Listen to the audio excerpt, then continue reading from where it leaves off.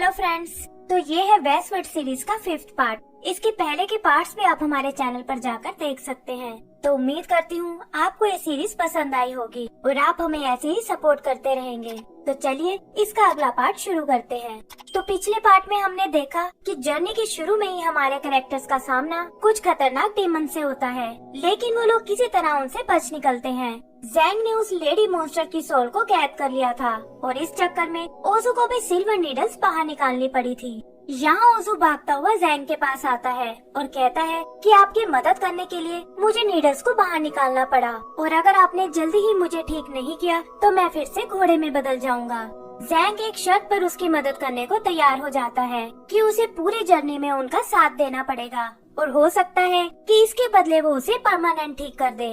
ओज़ू को लगता है कि वो उसका फायदा उठा रहा है, लेकिन ज़ैंग उसे सोचने को कहकर वहाँ से चला जाता है। तभी उसे उस छोटे बच्चे का ध्यान आता है जिसकी उसने मदद की थी। वो बाइलेंग से उसकी गन स्मेल करने को कहता है, क्योंकि पॉइजन की वजह से बाइलेंग अभी भी अपनी आंखें नहीं खोल पा रहा था। तभी डाई शीटियान के एक साथी जिंग शुई उनसे मिलने आती है। वो कहती है कि तुम पर बहुत बड़ी मुसीबत आने वाली है और अगर तुम इससे बचना चाहते हो तो तुरंत ये सूत्र वापस हेवन में ले चलो। वो ज़ैंग को डाई शीटियान से माफी मांगने को कहती है और बताती है कि पुरानी दोस्त होने के नाते मैं उनसे तुम्हारी सिफारिश कर सकती हूँ। ज़ैंग ऐसा कुछ भी करने से मना कर देता है और ओज़ू और बाइलेंग को वहाँ से भागने को बोलता है, क्योंकि उसके रूल के हिसाब से जब तक जरूरी ना हो उन्हें लड़ाई नहीं करनी चाहिए। तभी कुछ और देवता वहाँ आकर उनका रास्ता रोक लेते हैं और ज़ैंग देखता है कि वो चारों ओर से घिर चुके हैं और अब लड़ने के अलावा कोई और चारा नहीं है। बाइलेंग पूछता है कि आखिर इस हालत में मैं उनसे कैसे लड़ सकता हूँ और ज़ैंग उसे वो वक्त याद करने को कहता है जब उसकी लड़ाई जीशियान से हुई थी। तभी वो देवता उन पर हमला कर देते हैं और ज़ैंग ओज़ू को मदद करने को कहता है। ये सुनकर ओज़ू सोच में पड़ जाता है। उसे लगता है कि अगर वो ज़ैंग को पकड़ने में देवताओं की मदद करे तो ग्वान उसका श्राप तोड़ सकता है और ये सोचकर वो उस पर हमला करने जाता है, लेकिन ऐन वक्त पर उसका मन बदल जाता है और वो कहता है कि मैं ज़ैंग से भी ज्यादा देवताओं से नफरत करता हूँ। फिर वो ज़ैंग से जर्नी पूरा करने का प्रॉमिस करता है और वो तीनों मिलकर उनसे लड़ने लगते हैं। ओज़ू किंगज़ाई से, ज़ैंग शैंगह्यू से और बाइलेंग का मुकाबला शीज़ाई से होता है। शीज़ाई उसे बहुत मारता है, लेकिन देखता है कि बाइलेंग हार मानने को तैयार नहीं है। तब वो अपनी पावर यूज करके उसके हाथ और शरीर की हड्डियां तोड़ डालता है और उधर ज़ैंग और ओज़ू भी कमजोर पड़ने लगते हैं।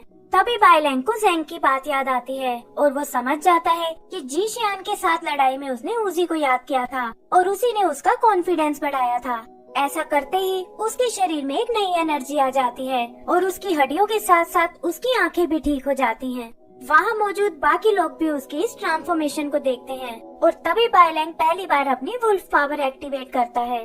शीज़ाई उसकी वुल्फ फॉर्म का सामना नहीं कर पाता और ये देखकर ज़ैंग और ओज़ू भी जोश में आ जाते हैं। जिंग शुई भी समझ जाती है कि बाइलेंग कोई आम डेमन नहीं है और ये तीनों मिलकर जल्दी ही उसके साथियों को हरा देंगे। यहाँ पता चलता है कि वो भी मन ही मन ज़ैंग की मदद करना चाहती है, लेकिन देखती है कि डाई शीटियान का मिनिस्टर ग्वान खुद वहाँ आ गया है। ग्वान कहता है कि मैं ये लड़ाई खत्म करने आया हूँ और अब तुम लोगों को चिंता करने की कोई जरूरत नहीं है। उधर किंगज़ाई ओज़ू पर अपने स्नेक डेमन से हमला करता है, लेकिन देखता है कि ओज़ू उसकी सवारी करने लगा है। फिर ओज़ू उस पर अपनी लाइटनिंग पावर यूज करता है और इससे किंगज़ाई का स्पेल टूट जाता है। शीज़ाई किसी तरह बाइलेंग को वुल्फ स्पिरिट से बाहर निकाल लेता है, लेकिन वो पीछे हटने को बिल्कुल तैयार नहीं होता और उधर ज़ैंग भी शैंगह्यू को पूरी टक्कर देता है। ओज़ू किंगज़ाई को खत्म करने आगे बढ़ता है, लेकिन तभी ग्वान उसके पास आता है। वो ओज़ू को धमकी देता है कि शायद तुम पहले वाला सबक भूल चुके हो और इसीलिए इतनी बड़ी गलती कर बैठे। फिर वो अपनी पावर से गरुड़ पक्षी को बुलाता है और वो ओज़ू को अपने पंजों में कैद कर लेता है। ग्वान कहता है कि गरुड़ ड्रैगन्स का पुराना दुश्मन है और तुम चाहकर भी इसकी कैद से आजाद नहीं हो सकते। फिर वो ज़ैंग के पास आता है और उसे पकड़कर अपने एक मायाजाल में कैद कर लेता है। वहाँ कुछ जलपरियां ज़ैंग को पकड़ लेती हैं और गुआन कहता है कि ये मेरी कैद का 7वां लेवल है, जहाँ से तुम कभी भी बाहर नहीं निकल सकते। बाइलेंग ये देखकर गुआन पर हमला करने आता है, लेकिन उसकी पावर उसे रोक लेती है और गुआन कहता है कि मैं भी तुमसे ही मिलना चाहता था। फिर वो बाइलेंग को उछालकर एक हॉट पिलर में बांध देता है और कहता है कि तुम बचने की जितनी कोशिश करोगे ये तुम्हें उतना ही दर्द देगा। बाकी देवता भी ग्वान के पास आते हैं और जिंग शुई उससे माफी मांगती है क्योंकि उनकी वजह से ग्वान को खुद यहाँ आना पड़ा। ग्वान उन सबको रिलैक्स होने को कहता है और बताता है कि जैसे ही डाई शीटियान को ये सूत्रा मिलेगा वो खुश होकर तुम सबको भी अच्छा इनाम देंगे। फिर वो बाई लैंग से सूत्रा लेने की कोशिश करता है लेकिन देखता है कि ज़ैंग उसका मायाजाल तोड़कर बाहर निकल आया है। ग्वान और बाकी देवता ये देखकर बहुत हैरान होते हैं और ज़ैंग कहता है कि पहले तो मैं डर के कारण कुछ नहीं कर पाया, लेकिन अब कोई भी मेरे साथियों को नुकसान नहीं पहुंचा सकता। जिंग शुई उसे समझाने की कोशिश करती है लेकिन ज़ैंग कहता है कि सूत्रा को ले जाने से पहले तुम्हें मुझे हराना होगा। ग्वान को उसकी बेवकूफी पर हंसी आती है और वो कहता है कि पहली बार मुझे किसी इंसान ने चैलेंज किया है। अपने लोगों को सूत्रा का ध्यान रखने को कहकर वो उस पर अटैक करने की सोचता है, लेकिन तभी वो देखते हैं कि बाइलिंग हॉट पिलर से आजाद हो चुका है। ग्वान जानता है कि बाइलिंग इतना पावरफुल नहीं है और पता चलता है कि बाइलिंग की मदद उसी लड़के ने की है जिसे ज़ैंग ने डीमन से बचाया था। ग्वान भी समझ जाता है कि उसका स्पेल तोड़ने की ताकत सिर्फ एक इंसान में है और वो है देवता रूलाई।